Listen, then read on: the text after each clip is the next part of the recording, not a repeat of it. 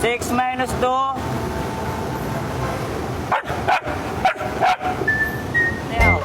Sayaw, bali. Boom, tarata. 15 divided by 3. 15 divided by 3. Ako po si Aquino Redolosa, 18 taong gulang na po. Nakatira po kami sa Baseco Port Area, Manila. Ang ginagawa po namin dito ay ngayon po ay nagdo-dog show po kami. Nagdo-dog show po kami para po meron po kami pangkain sa pang-araw-araw po namin.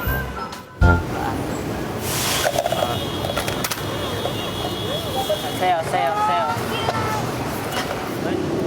Ako po ito kasi po dahil sa gusto ko pong makapagtapos ng pag-aaral ko po para nakapagtapos po ako ng pag-aaral ko, makahanap po ako ng magandang trabaho para po hindi na po kami sa paglaki ko po hindi po ako mahihirapan. Sayaw, dali. Sapa. Tapos sa school naman po wala po kaming binabayaran. Tapos binabudget din po yung kunyari po baon ko po sa school.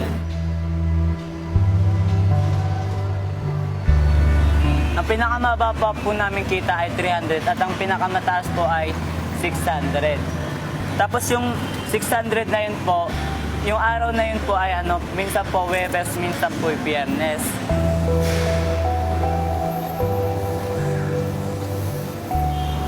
Ginagawa po namin itong trabaho ito kasi po yung tatay ko po, 74 years old na po siya, hindi niya na po kaya magtrabaho. Tapos yung nanay ko naman po, iniwan na po kami.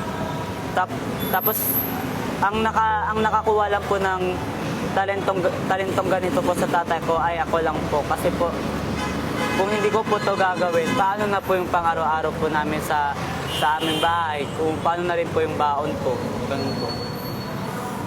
Nakilala ko po yung aso ko po, kasi po, yung kuya ko po, magdadrive po dapat siya ng single na, tricycle po siya, tricycle driver po siya, tapos si Blackjack po, nasa ilalim po siya ng gulong. Tapos kapag inandar po yung gulong na yung tricycle, masasagasaan po si Blackjack. Blackjack, 1 plus 1. Oh, 1 plus 1 daw. Wow! Sa totoo lang po, naturuan po namin si Blackjack. Bali, 8 months po siya nung baby pa siya. Tapos hanggang sa 2 years na natutunan lahat ng tricks niya. Ang pagtuturo po namin sa kanya, pagising po sa umaga, hapon, bago po matulog. Ay, sinulit. Sayo. Paano number 2, Jack? Sayo ka nga. Sayo.